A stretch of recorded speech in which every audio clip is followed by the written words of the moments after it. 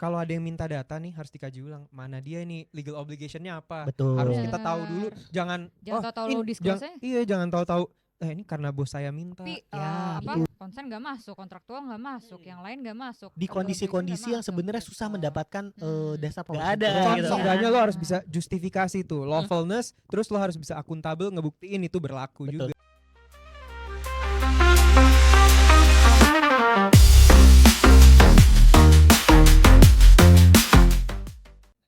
Welcome back to our channel Incognito. Jangan sampai bocor. Wuh. Nih sorry banget nih, kita norak banget nih, baru pertama kali nih kita pakai Iya, headset. kalian baru lihat kan? Iya, keren banget Kita loh. pakai headphone Keren banget. sekarang. Pro banget gak sih? Iya. Kayak techy banget ya.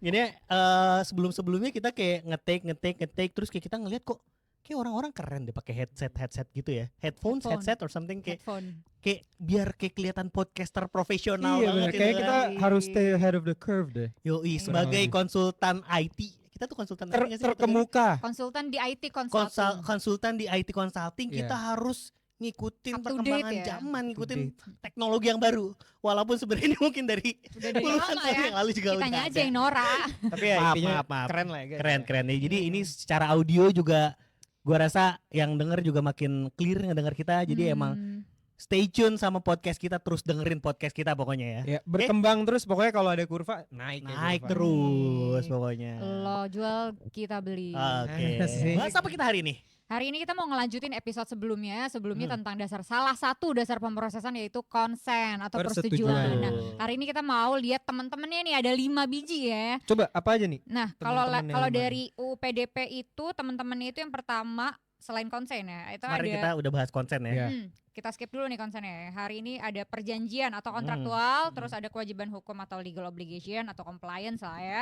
Terus ada kepentingan vital atau vital interest. Yes. Kemudian ada pelaksanaan tugas pelayanan publik atau public interest, dan yang terakhir ada pemenuhan kepentingan yang sah lainnya atau legitimate Legitimate interest. interest. Sebenarnya ini kalau cheat sheetnya ya, biar kalau misalkan mau ngafalin gitu ya, kalau misalkan ada mahasiswa yang lagi ujian. buat ujian, Kalian PPP. aku singkat-singkat biar Iya. gampang inget ya.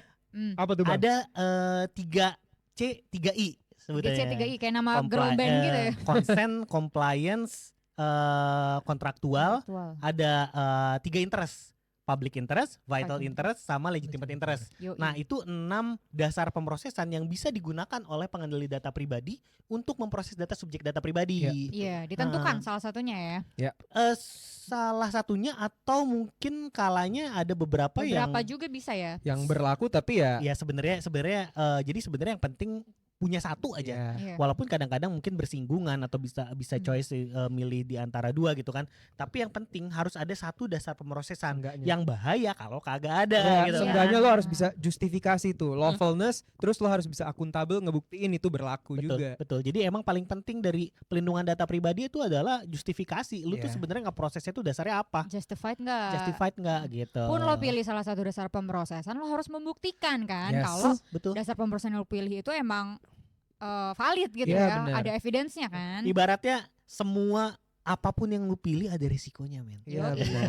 Nah, Tetap lu harus ada resiko dan ada step-step yang harus lu lakuin, hal-hal yang Pemenuhan. harus lu penuhi untuk dalam penggunaan dasar pemrosesan itu. Iya gitu. benar. Makanya gue sangat menekankan nih ke siapa aja yang menjadi pengendali, apalagi ke klien-klien, akuntabilitas sih. Betul. Jadi dasar pemrosesan ini sebagai bahan untuk melakukan akuntabilitas. Realisasinya. Oke, mungkin kita go through satu-satu kali ya, gengs. Ya, Boleh, boleh boleh. coba. Dari yang pertama tentang kontraktual dulu nih. Ini aplikasinya ke use case di keseharian atau bahkan di industri itu kayak gimana ya? Kemarin kan kita udah bahas tentang konsen ya. Iya. Kalau konsen itu kan kemarin kita nyebutnya ini searah gitu ya, freely given lah, Satu arah. kuasa penuh di subjek data Iya. pribadi lah. Nah ini pesaing contender. Kebalikannya. Bukan kebalikannya, cuma ya memang kalau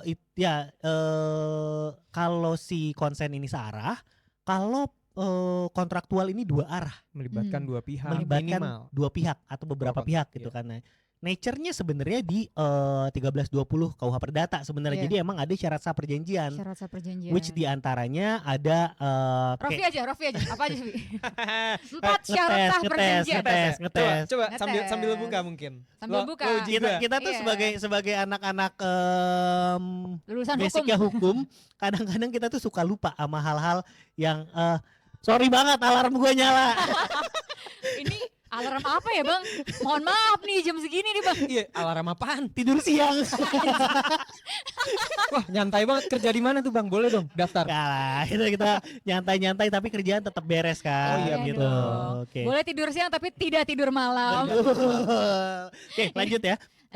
Jadi basicnya itu ada di KUH Perdata, Iya. itu di pasal 1320 KUH Iya. Perdata itu terkait dengan syarat sah perjanjian Ya, gitu apa kan. aja sih? Kita saling Tadi. melengkapi aja. Oke. Pertama dari gue ya. Enggak lo semua maunya. Asik. Kecakapan hukum. Gue Oke. satu. Satu. Ya, jadi kalau kecakapan hukum, jadi gini, pada dasarnya ini sebenarnya diimplementasikan di Undang-Undang Perlindungan Data Pribadi juga. Hmm. Kalau kita sebelumnya di episode sebelumnya itu terkait dengan konsen, kita kan juga bilang kalau anak itu ada batasan-batasan untuk dia ngasih persetujuan atau ngasih konsen, atau ketika dasar pemrosesan anak pakai kontraktual, Ya. Ya. itu harus Diwakili. dilakukan atau diwakili oleh orang tua Atau maupun wali. walinya. Nggak punya kapasitas dia. Nggak ya. punya kapasitas. Karena kenapa belum punya kapasitas? Nggak Karena cakap hukum. Belum cakap Mhm. hukum. Begitupun yang disabilitas. Betul. Di pasal 26 27 Undang-Undang Perlindungan Data Iya. Pribadi, Mm-mm. gue lupa persisnya, cuman disabilitas juga persetujuannya itu harus diwakili Wakili. gitu, karena memang ada beberapa disabilitas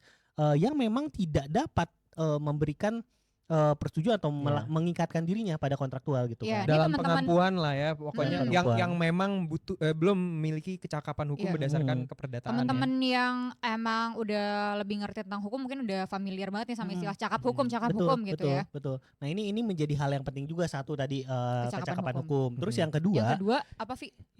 itu Syarat Itu klausa yang halal. klausa yang halal. Jadi ini Klausa yang halal. perjanjiannya ini atau pemrosesan data pribadinya merupakan aktivitas yang pada dasarnya ini bukan hal yang ilegal gitu. Bukan Nggak yang dilarang. bertentangan Nggak dengan bertentangan hukum. dengan hukum. Jadi Hmm. misalkan kalau misalnya pemrosesan data pribadi untuk judol Judol. gitu Nah. kan, nggak boleh Iya. guys. Stop judol-judol guys. Oke. Atau perjanjian mengakses narkoba gitu. Nggak boleh. Jadi boleh. memang perjanjian ini akan sah apabila ini Tidak inline, dengan tidak peraturan bertentangan perundang-undangan dan yang peraturan lain. perundang-undangan yang berlaku di Indonesia Iya, gitu. Betul. Selanjutnya kan tadi udah cakap hukum, kausa yang Klausa yang halal, halal. Ada sebab tertentu. ada objeknya. ada objek. Apa Iya, pemrosesan data pribadi itu harus di state apa sih sebenarnya? objeknya. Begitupun di perjanjian pelindungan data pemrosesan data pribadi ya, Mhm. Mm. itu harus ada apa yang di perjanjian? Misalnya kayak perjanjian buat cloud gitu ya. Pakai Iya, atau cloud, perjanjian contoh. kontrak kerja gitu Kontrak kan, kerja. kontrak kerja segala macam itu kan merupakan suatu perjanjian juga. Dan Hmm. yang terakhir ini kan tadi udah ada apa namanya? Sudah ada kecakapan hukum, ada klausa yang halal, ada objek. ada objeknya. Yang Terakhir paling apa? penting, Terakhir apa? pihak-pihaknya harus ada. Ya. Pihaknya harus Betul. ada 2 atau lebih, minimal 2 ya. Iya nggak bisa tuh kan kalau misalkan wah ini perjanjiannya Sama diri halal sendiri. gitu kan, Iya. legal gitu kan, ini perjanjiannya ada objeknya jelas Tapi gitu kan. keperdataan harus ada Cakap dua. hukum juga Iya, udah. benar. Tapi tiba-tiba orangnya cuma sendiri gitu kan. Ah, kalau Iya. sendiri namanya nazar, guys. Tapi itu sama Oh iya, sama yang bener-bener. Maha Kuasa. Nazar. Lu kalau Janji. urusan janji sama diri sendiri urusannya sama Tuhan. Iya, nazar namanya. Kayak ikut-ikutan gitu. Janji siswa. Tapi termasuk juga pengikatan entitas yang misalkan suami dan istri juga itu kadangkala dianggap satu Oh entitas ini gitu kan. prenup gitu bang. Bukan, maksudnya kalau ada perjanjian suami dan istri itu kadang-kadang dianggap satu entitas, iya, kecuali iya, kalau benar, ada benar. perjanjian pranikah Iya. gitu kan. Iya, Contohnya iya, itu iya. kredit ya KPP. Iya, KPR. makanya lu kayak nggak bisa lu bikin PT berdua sama istri lu kayak gitu, sama suami lu misalkan bikin PT berdua, itu nggak bisa karena memang dianggap satu entitas, benar. satu kesatuan, kita sudah menyatukan diri atas nama Tuhan. Romantis banget ya. Ternyata hukum itu sangat romantis teman-teman. Nah itu kontekstual yang memang harus dipahami juga dalam hal penggunaan perjanjian dalam PDP pemrosesan data pribadi. Iya. Jadi kita nggak melulu kita ngomongin konteks yang ada diatur di PDP-nya aja, tapi Iya. nature-nya perjanjian udah Seperti apa? ada atau enggak. Itu Kan hal yang memang, penting juga iya, gitu. 1320 KUHP itu memang yang harus dipenuhi lah ya. Kalau enggak ya enggak sah. Betul. Dan balik Betul. lagi tadi kan udah syarat perjanjian. Ini harus di-emphasize lagi, harus dititik beratkan kalau perjanjian ini dapat dijadikan dasar pemrosesan apabila memang perjanjiannya antara si subjek data pribadi dengan pengendali data pribadi. Pengendali data Iya. pribadi. Iya, jadi- Aha, aha. Jadi kayak kalau sorry gue habis makan siang guys. Jadi kalau misalkan Nggak kedengeran kok nggak di kedengeran headphone ya. gua. Tadi kan udah gini. Cuma ada suara kayak drup gitu. Oke, jadi kalau misalkan kita ngomongin konteks perjanjian, itu tadi kan ada yang namanya subjek hukumnya ya, harus ada minimal dua subjek hukum. Ya. Nah, dua subjek hukum ini ya itu konteksnya antara pengendali dan subjek data pribadi. Yep, Jadi betul. itu nggak bisa kalau misalnya perjanjiannya antara gua dan Rofi, misalnya Rofi sebagai perusahaan, gua sebagai karyawan, tiba-tiba data pribadi yang diproses data pribadi Aini misalkan kayak gitu. Iya. Nah itu juga nggak bisa tuh. Jadi kalau misalkan ada data pribadi yang lain yang diproses juga, katakanlah anak ataupun istri gitu namanya untuk kebutuhan asuransi gitu kan, itu nanti harus punya dasar pemrosesan lainnya yang mana membuat kita menjustifikasi kita memproses data pribadi orang lain gitu Iya, kan. yang di dalam gitu. perjanjiannya juga sudah mengandung Penting. dasar pemrosesan. Mm-mm. Jadi memang harus spesifik satu Iya, persatu banget tuh betul. dasar pemrosesan. Dan nanti juga memang harus diatur di perjanjiannya seperti apa sih gitu kan, hak dan kewajibannya, batasan-batasannya, dan jangan lupa gitu kan kita tetap ada hak subjek data pribadi yang bisa di-exercise gitu kan. Iya, buat teman-teman industri kalau yang bingung nih ejawantah klausul di perjanjian untuk PDP, kalau bingung tinggal kalau kita Atau komen-komen di bawah, kita bisa discuss juga, atau kalau mau datang ke sini ayo join sama kita. atau Bisa. kalau mau kita onsite juga bisa. Kalau saya ada harganya, kalau ke sini kita main Iya. aja gitu. Ngobrol-ngobrol santai juga bisa lah ya. Oke. Iya. Nah itu kurang lebih ini kita go through ya. Mungkin itu kurang lebih tentang perjanjian lah. Jadi intinya kalau untuk perjanjian ya pada dasarnya mengikatkan diri. Gue ada satu lagi Apa tuh? sebenarnya kalau Apa tuh? perjanjian. Ini gue Lu nambahin. janjian sama siapa? Bukan gue janjian. Sorry, gue kira lu ngomong gue ada janjian nih. Ada terkait perjanjian sih. Aha. Ini tapi gue ngambil dari best practice aja. Oh. Ini sejauh apa sih dasar pemrosesan ini bisa dipakai untuk Oke. kontraktual? Iya, Karena- iya, itu karena- penting juga. Iya, karena kadang-kadang kan ada aja nih yang pakai biometrik untuk misalkan melaksanakan perjanjian padahal itu nggak perlu. Nah, Hmm. perjanjian ini menurut EDPB guidelines tentang dasar pemrosesan ini ya, itu dasar pemrosesan kontraktual hanya dapat dipakai apabila memang Dibutuhkan. esensial buat Benar-benar kontraktual. dibutuhkan. Esensial. Betul. Iya. Sama ada lagi yang ternyata gue juga baru inget karena lu bilang tadi gue baru inget. Apa tuh? Sama sebenarnya Udah pada tua loh ya Cikun Bang. kebetulan Akan lupa nih belakangan. kebetulan cukup dewasa bukan tua gitu kan, matang Senior.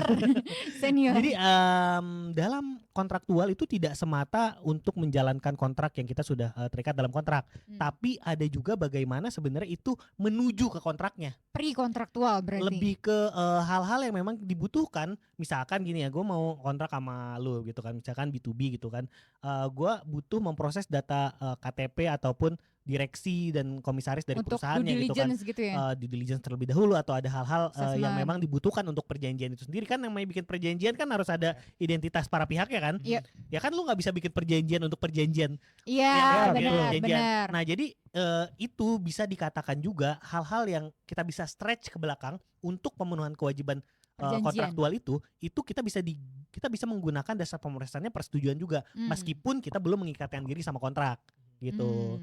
Nah walaupun Persetujuan ini yang lo maksud tuh konsennya bukan.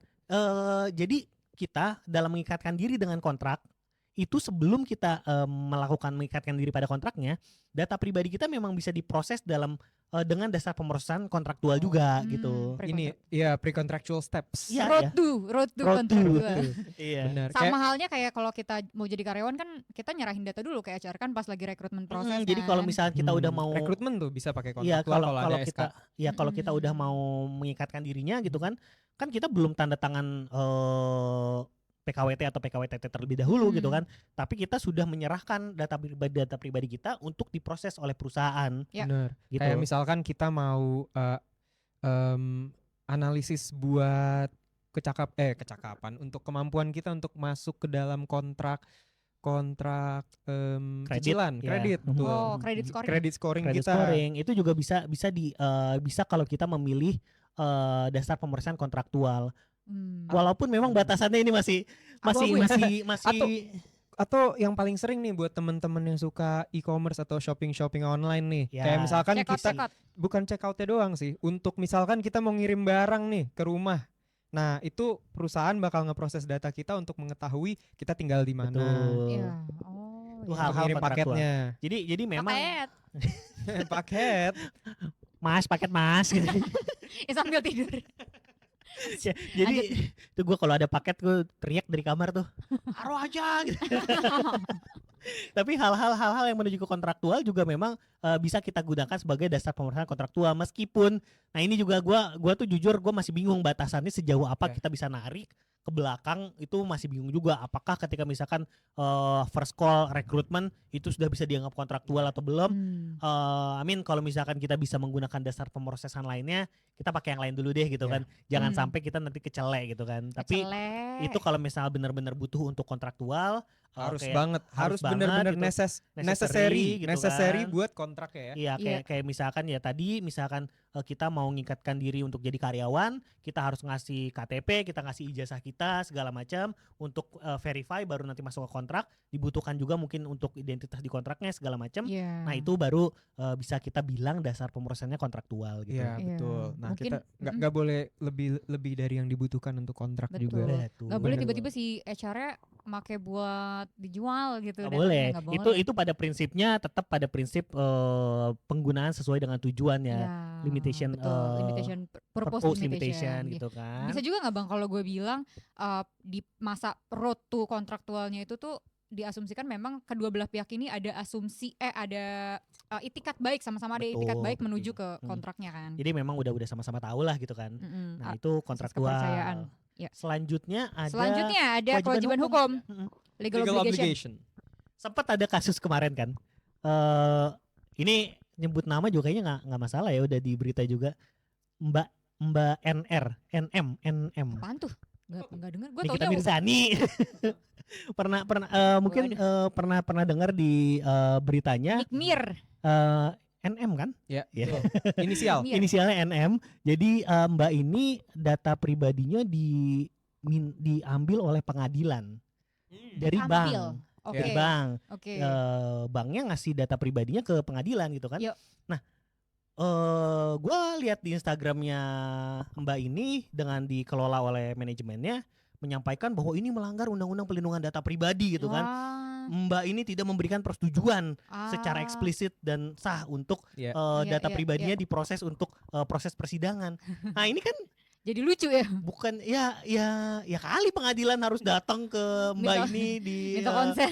Minta konsennya dulu, kalau gua nggak mau terus nggak bisa jadiin bukti. Nah, ini ada kewajiban hukum untuk dalam proses pengadilan Aparat ini. penegak hukum. Aparat penegak hukum minta dengan secara sah untuk dengan tujuan penegakan hukum juga. Betul. Nah, ini konteksnya itu harus. Ya, betul. Mau nggak mau.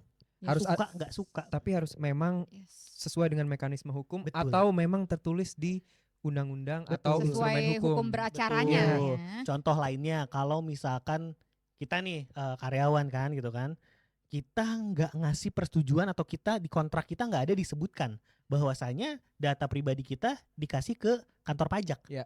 Kan diproses kita untuk pajak. Betul. Itu kan kewajiban perusahaan. Kewajiban kita sebagai individu juga membayarkan pajak, sehingga perusahaan ngasih data kita ke kantor pajak itu nggak perlu lagi ada di dalam kontrak, memastikan ada di dalam kontrak atau minta persetujuan kita, karena itu merupakan kewajiban.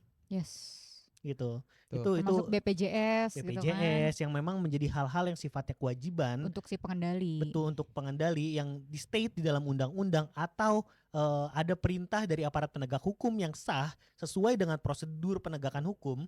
Itu wajib sifatnya gitu kan. Jadi nggak perlu minta konsen apalagi perjanjian ke si Mbak NM-nya dulu kan. Iya benar. Tapi terkait ini nih, pas gua praktek di Inggris, anehnya kok membeberkan sih untuk ngedisclose data pribadi ke kepolisian nih, misalkan ada investigasi.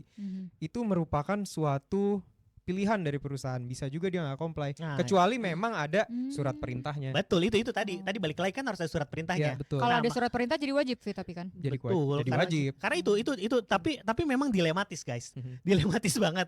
Gue banyak banget ke perusahaan yang memang ada beberapa aparat yang memang meminta Seenaknya kah? Bukan seenaknya sih. Jadi kurang tata caranya memang mungkin membingungkan. Dan Ya. kalau memang kayak gitu, gue bilang kayak ya kalau misalkan nggak ada surat perintahnya, nggak ada surat yang jelas dari institusinya, kalau Ya. bisa ntar dulu. Yep. Diminta dulu aja mana Pak surat perintahnya supaya bisa menjustifikasi. Yes. Kita ada justifikasinya nih Ada berdasarkan surat ini Suratnya valid. saya diminta untuk mengirimkan data pribadi Anda, diminta oleh kepolisian, diminta oleh kejaksaan, oleh pengadilan, sehingga kita ngasih itu supaya nanti nggak tiba-tiba ucuk-ucuk kayak mana buktinya? Iya kemarin Pak itu nelfon. Polisi-polisian ternyata. Tuh mungkin polisi-polisian. Yang kedua gimana kita buktiin? Iya. Bener. Karena kewajiban hukum ya sesuai namanya. Kewajiban hukum. Kewajiban. Iya. Dan yang kedua nanti itu paling penting juga ketika memberikan data pribadi itu misalnya ke institusi atau ke aparat dicatat. Dicatat, Dicatat. di-record. Ya. Jadi supaya didokumentasikan oleh kalian. Jadi nanti gue ngirimin nih data-data si ini ke ini untuk keperluan apa. Ada buktinya. Ada buktinya. Gue tuh waktu itu ngadepinnya ada jadi salah satu klien gue tuh housing association lah, pengurus perumahan gitu. Kayak Itu HDB gitu ya. Kayak apa? HDB. HDB apaan? Nggak jadi udah. Di Singapura. Ya housing Singapura. association gitu lah. Ya. Housing Development Housing Bank. Development. Board. Jadi ceritanya tuh Gue taunya era. Oh sorry potong terus. Sama Ray White. Ray White itu gue tahu. sorry lanjut. Enggak mau. Ngambek. Ngambek. Itu saya yang suka ngambek di belakang ini- kamera. Ini bagian dari sharing Rofi setahun jadi konsultan data protection Ya, di UK. Oke, jadi Lanjut, gimana waktu ngadepin perumahan Griamas? Di atas perumahan ya di Indo ya? Nggak tahu sih, namanya sounds like perumahan aja gitu. Agung Podomoro. Agung Podomoro developer. Oh, ya udah Vi, iya, gue gak ngerti Vi. bukan Ya ya. udah lanjut Vi. Ya pokoknya nih housing association nanti bisa di look up lah housing association itu apa. Nah mereka itu menerima surat dari kepolisian tapi di sana itu ada formulir khusus untuk permintaan data pribadi. Nah, Itu yang formulirnya dari pemerintah? Pokoknya itu Institusi. formulir resmi institusi dari Iya. kepolisian. Ya, I hope di Indonesia ada kayak gituan nih supaya Mudah-mudahan. clear ya. Gitu. Clear. Mudah-mudahan nih kalau RPP udah desain terus Vi. Nah itu kepolisian tuh minta data CCTV karena ada alleged crime. Ada sekiranya ada Oke. ya ada tindakan kriminal tertentu yang membutuhkan Record pembuktian- dari ya, CCTV. record CCTV-nya. Nah, polisi itu Oke. secara prosedural meminta dengan formulir itu. Oh. Data disclosure jelas form ya kalau kayak namanya. gitu. Kalau kayak gitu sih bakal jelas banget ya dari segi penanganannya. Walaupun memang kalau di Indonesia sendiri memang berdasarkan kitab undang-undang hukum acara pidana ya, itu memang sebenarnya sudah ada step-stepnya. Cuman memang di beberapa case tertentu ini yang mungkin akan jadi dilematis ketika di case-case tertentu seperti misalkan OTT tangkap tangan gitu ya atau misalkan case-case yang memang mendesak gitu kan. Mungkin tidak punya waktu gitu kepolisian ataupun kejaksaan ataupun penegak hukum lainnya dalam menyiapkan prosedural seperti itu walaupun memang di KUHAP itu clear kok misalkan walaupun perdebatan ya gitu kan bagus jelek KUHAP cuman memang itu prosedur yang legal. Jadi pada prinsipnya menurut gua sih perusahaan as long as itu memang sudah ada prinsip ada ketentuan yang legalnya di KUHAP misalkan KUHAP. sudah jelas seperti apa prosedur permintaannya memang mungkin nggak bisa clear seperti di UK ada form permintaan Spesifik buat dokumennya data seperti pribadi. itu mungkin belum sampai ke sana kita proseduralnya cuman memang ketika misalkan ada permintaan dari aparat gitu kalau bisa mungkin kalian bikin berita acaranya Ya benar. BAP. berita acara pengiriman Acara pengiriman. walaupun maksud lu berita acara pemeriksaan BAP pengiriman juga. bisa jadi berita acara pengiriman Bener. Mas, gua tetep- By the way biar nggak misleading tadi data disclosure form itu untuk pembuktian dari kepolisian kalau mereka udah ngelaksanain sesuai prosedur. Tapi ya ini gue ngikutin saran ICO aja. Untuk disclosure dari pihak pengendalinya itu bukan pakai legal obligation tapi pakai legitimate interest. bukan pakai legal Bukan obligation. Jadi dari sisi Karena emang pengendali- nggak ada legal obligation buat mereka untuk ngedisclose itu secara sukarela mereka mau disclose. kalau di UK sih tapi kayak gitu. kalau gua lihat di KUHAP ya memang kan ada kewajiban juga maksudnya untuk Nah, kalau itu bisa. ada kewenangan dari kepolisian untuk mengambil ataupun meminta untuk kebutuhan penyidikan hukum. ataupun penyelidikan gitu Nah, kan untuk iya. mengambil bukti gitu Kalau kan. dari kepolisiannya kalau di UK itu malah pakai exemption Oke. untuk Oh. prevention Ya, and ya, detection of Ya, a crime. sebenarnya di Indonesia juga ada pengecualian Iya. Di UPDP. keamanan seperti itu sih. Cuman ini selain kalau misalkan kan kalau kalau kita ngomongin kewajiban hukum yang ada di undang-undang kayak gitu, totally clear lah. Ya. Kalau kita cuman itu ada hal-hal yang memang kita coba bahas yang ada gesekan-gesekan atau yang rada bingung yang rada ya. bingung karena memang itu yang jadi kendala guys. Kayak Iya. Mungkin nanti mohon izin Bapak Ibu rule maker, Komdiji dan kawan-kawan biar clear, diperjelas iya. sama Karena nanti itu akan jadi tantangan tersendiri beracaranya. karena pastinya kita juga sebagai warga negara yang baik gitu kan, Iya. untuk memenuhi prosedur hukum itu ya kita harus memenuhi itu karena kita yakin juga kepolisian maupun kejaksaan atau aparat penegak hukum lainnya bukan minta asal-asalan kok gitu kan, Iya. bukan minta buat tiba-tiba mereka jadiin untuk sesuatu hal yang di luar tujuannya gitu kan. Betul. Ya, Itu betul. penting. Tapi emang harus kalau ada yang minta data nih harus dikaji ulang mana dia ini legal obligationnya apa. Betul. Harus kita tahu Benar. dulu, jangan tahu-tahu ini lo disclose-nya. iya jangan tahu-tahu ini karena bos saya minta. Ya betul Iya. nggak bisa tuh. Itu jatuhnya kalau kayak begitu lu melanggar UPDP juga kan. Harus tahu dasar hukumnya apa. Mm-mm. Itu penting dan itu Iya. yang terakhir paling penting juga kalian untuk kebutuhan untuk pembuktian kalian, transparansi atau akuntabilitas kalian catatkan. Kalian bikinlah berita acaranya kalau misalkan kalian memang mengirimkan ke situ siapa misalkan penerimanya, Data apa aja yang call, dikirim. let call tuh TNI ya. Laptop. sorry banget kita nggak ngerti masalah gituan. Baik misalkan pangkat tertentu siapa yang menerima datanya itu supaya jelas. Jangan sampai kita diminta kok sama kepolisian tapi tiba-tiba kepolisian siapa? Ya siapa Santun yang minta? Gunadi gitu, Nah. bukan polisi misalkan gitu kan. Itu Orang Bekasi ternyata.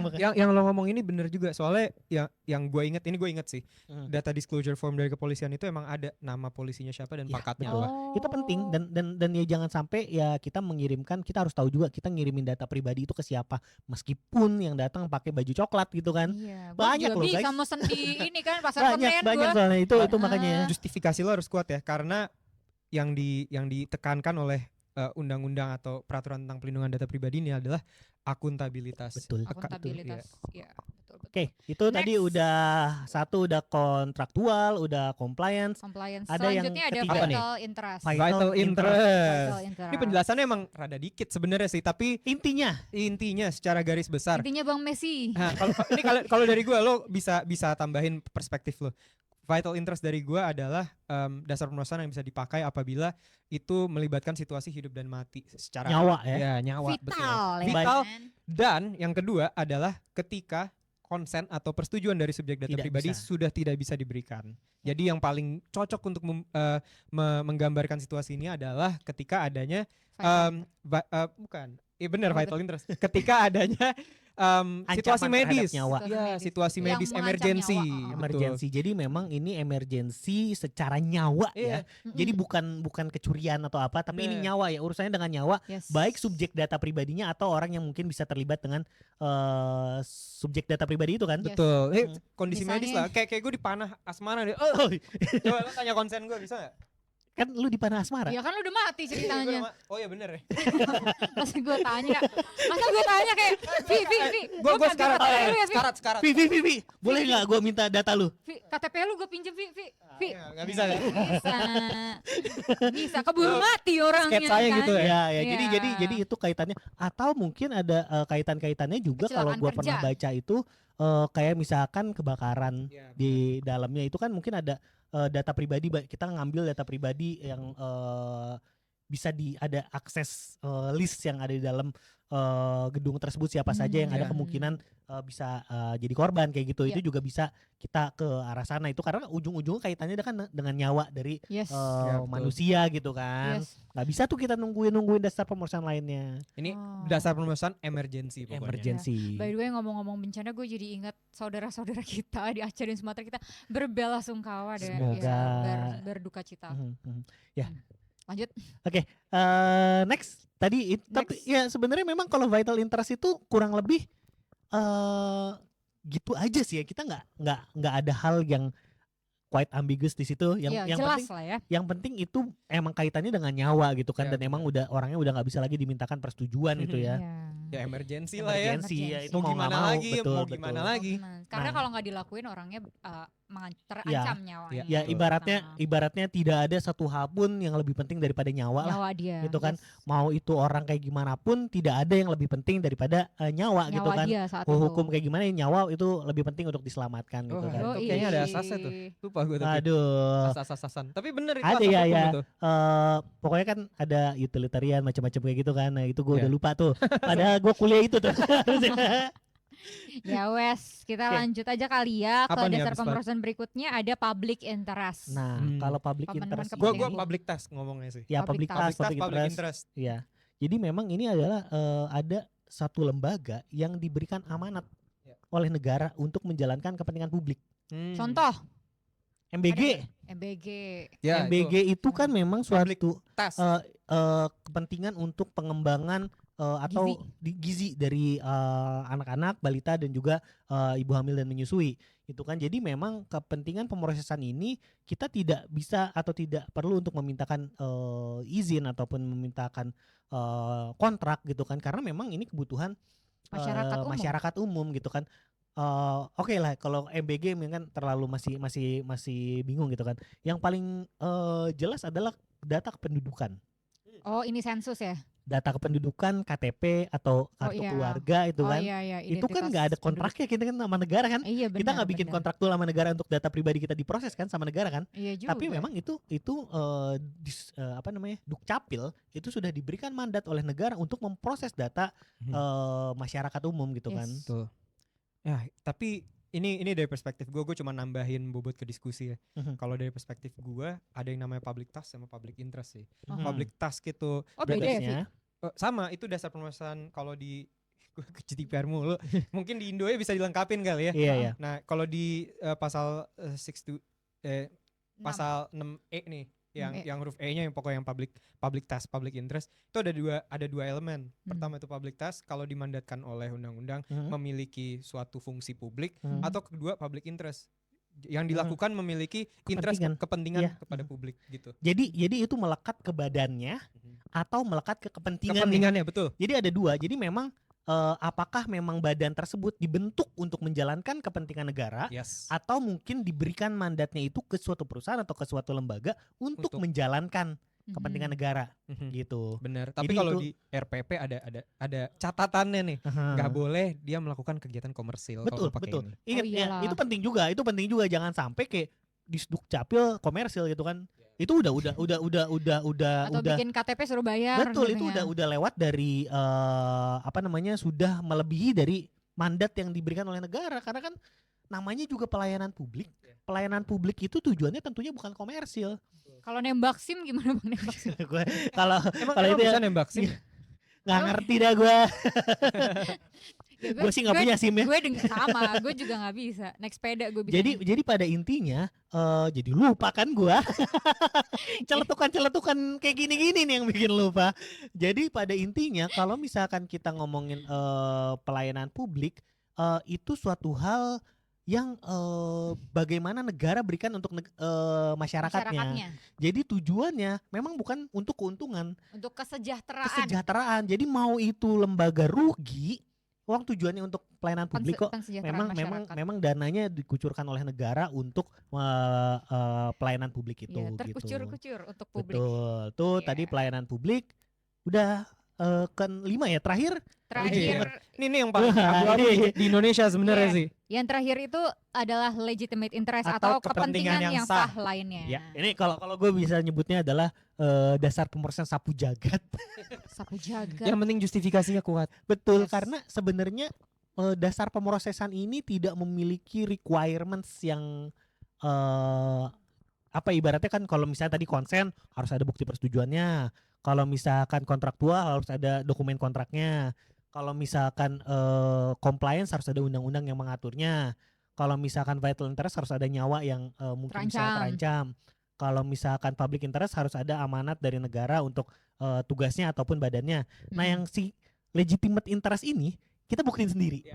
Justifikasi sendiri. Nah, ini kalau Raffi demen banget. Kalau gue kayak, Vi, kenapa legitimate interest mulu sih gitu kan? Enggak, waktu itu gue di tempat lama dan kebetulan di Sinexis juga sih ini.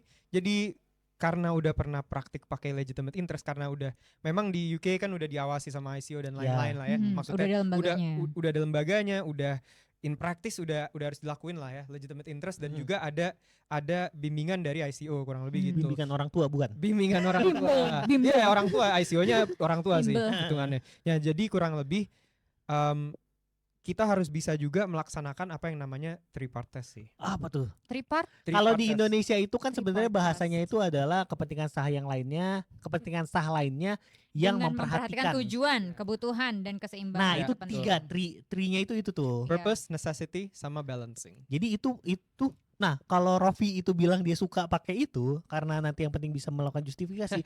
Kalau gue justru ngeri-ngeri sedap.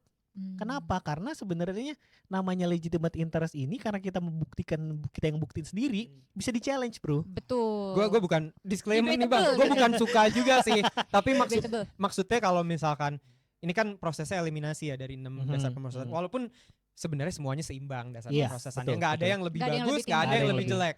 Iya. Pokoknya mereka semua rata. Cuman ya Tapi- preferensi ya. Ya, tapi dalam prakteknya kita harus bisa mengetahui mana yang paling cocok untuk konteksnya.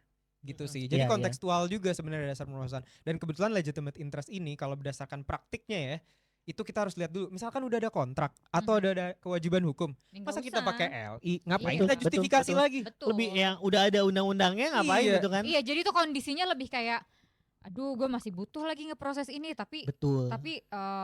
konsen nggak masuk, kontraktual nggak masuk, yang lain nggak masuk. Di kondisi-kondisi yang sebenarnya susah mendapatkan dasar pemeriksaan itu. Contoh Iya. paling gampang kalau kita implementasinya di keamanan. Hmm. Contoh CCTV. CCTV ya. CCTV gedung, Fraud prevention. fraud prevention, investigation, internal investigation kayak gitu. Itu kan hal-hal yang kayak mau kita, masa gue mau investigasi Rofi terus kayak "Pi, boleh gak gue?" Lo bisa nolak. Security gedung tiap ada yang lewat boleh nggak? Boleh nggak? nggak bisa kan kayak gitu, Nggak sehingga bisa. kita perlu untuk menggunakan legitimate interest sebagai dasar pemeriksaan, tapi kita harus bikin, kalau kerennya Lia, bahasa Lia. kerennya namanya Lia Darmawanti. Siapa Lia Darmawanti? Siapa? Gak tahu juga asal nyebut Salah aja. satu penonton jangan-jangan. Nah, legitimate interest Interest assessment. assessment, ya. Nah, legitimate interest assessment itu tadi sebagai bentuk implementasi dari three-part test itu kan. Yes. Betul. Purpose, necessity, dan balancing. Nah, itu Yoi. menjadi suatu implementasi yang bisa kita terapkan juga di perusahaan dalam apabila kita memproses data pribadi dengan dasar pemrosesan legitimate interest. Iya, dan harus berbentuk dokumentasi juga ya. Iya, ya, benar. benar, Dokumentasi. terdokumentasi. Terdokumentasi. Supaya kalau ada yang nanya, "Weh, kok data gue diproses gitu, mana buktinya?" Kita sudah melakukan suatu assessment terhadap. Pokoknya kita Jangan udah bisa sampai- buktiin. Nah, Nah, Oh, ini sah gitu. Ya, tapi Sah. balik lagi ya. Seharusnya nih ada mekanisme untuk dapat menolak legitimate Betul. interest, karena nggak semua interest yang dijustifikasi oleh perusahaan tuh atau pengendali ya itu berlaku untuk semua use case. Atau Mhm, misalkan nih perusahaan udah menentukan suatu legitimate interest tertentu. Contohnya direct marketing, kita bertiga kena nih direct marketing berdasarkan legitimate interest. Tapi Bang Santun sama ini kalian suka nih dengan konten-konten marketingnya, tapi gua enggak, kan tergantung lagi Betul, balik ke betul. orangnya. Nah, makanya Hmm. seharusnya ada mekanisme untuk challenge ya. ya untuk Nge-challenge. nge-challenge. Nah, makanya kalau gue justru seremnya di legitimate interest adalah ketika justifikasi yang udah kita bikin di challenge gitu kan. Challenge. Nah, itu resikonya itu bisa jadi berbahaya gitu kan. Nggak Karena relevan kok buat gua gitu. Iya, kayak Karena memang kok si gua- subjek data pribadinya punya hak juga Iya, di situ. gue merasa dirugikan Iya, dengan lu dirugikan. memproses Iya. data pribadi gue itu gitu kan. Gue artis terkenal men, gue direkam oleh CCTV lu. Iya. Yang lu say buat keamanan Aduh, gitu kan. nggak Aduh, sudi enggak gue. deh gitu. Mahal. Lo kalau mau ada muka gue bayar dulu gitu. Ya maksud gue itu justru menjadi tantangan tersendiri. Jadi nggak bisa dibilang sih, kalau tadi gue bilang di awal ini sebagai sapu jagat, justru ada juga loh resikonya. Cukup Pasti. rentan. Pokoknya kalau in practice pasti, bukan pasti ya. Ini pengalaman gue by the way.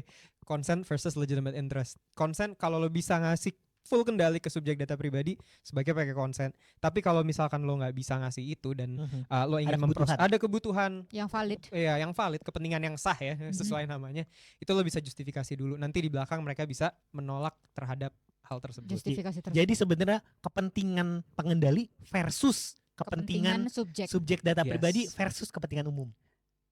Ya benar Oh, iya. Benar. sebenarnya gitu. Kalau kalau di GDPR soalnya public trust bisa didebatin sama kayak legitimate interest. Tapi sepertinya di Indonesia nih sesuai bacaan gua. Mungkin di sana orangnya suka berdebat kali ya, Via. Mungkin bisa jadi, atau ini masuk akal sih. Misalkan mereka punya public interest nih, kepentingan publik, tapi gue sebagai salah satu member of the public merasa ini merugikan gue. Ya bisa didebatin. Tapi kalau diimplementasi kayak gitu, gue juga kayak ya satu hal mungkin menjunjung tinggi demokrasi, tapi di sisi lain juga lu kalau semua ini debatin kapan jalannya men pemrosesannya. Bener, tapi dilema menurut ya. pasalnya gitu sih Bang. Iya. Kalau Masing-masing ada risiko. Masing-masing ada risiko dan Ada masing-masing pros and cons-nya. balik lagi ya, mau pengaturan GDPR, undang-undang pelindungan data pribadi, semuanya kan tergantung konteks dan culture dari bagaimana demokrasi atau bagaimana cara di suatu negara memproses data pribadi. Jadi emang walaupun undang-undang pelindungan data pribadi itu 80-70% ngambil dari GDPR, tapi ada penyesuaian-penyesuaian. Ya, Tuh. berarti secara konteks Indonesia nggak cocok. Karena Nggak this boleh. is Indonesia, guys. Ya, this is Indonesia. This is Indonesia. Oke, Iya. itu tadi kita ngomongin tentang dasar pemrosesan. Dasar pemrosesan Apa aja? berdasarkan UU PDP. Kita recap lagi ya, mungkin dari yang previous episode juga, mulai dari ada Consent. consent, terus ada kontraktual, ada compliance atau legal obligation, terus ada vital interest, ada public interest, dan yang terakhir ada Legitimate legitimate interest. interest. Oke, itu jadi penting banget buat teman-teman semuanya tahu Pahami. dasar pemrosesan. Oke? Ya, buat teman-teman industri jangan sampai salah lagi milih Iya. dasar pemrosesan. Dan kalau bingung ya Tanya tinggal kita. kontak Tahu lah ya. kita aja lah ya. apa emailnya? Ya, Komen YouTube, komen YouTube, komen YouTube. biar rame. Komen dong biar rame. Lo nggak ada yang komen dari kemarin. Ada itu. Penonton Setia ada. atau setia. Ada. Setia. Setia. Thank Oke. you udah selalu support kita. Thank you semuanya. Thank you, Kalau guys. gitu, see you next time di next episode. Bye bye, kita dari Incognito Talks. Jangan sampai bocor. Bye. Bye.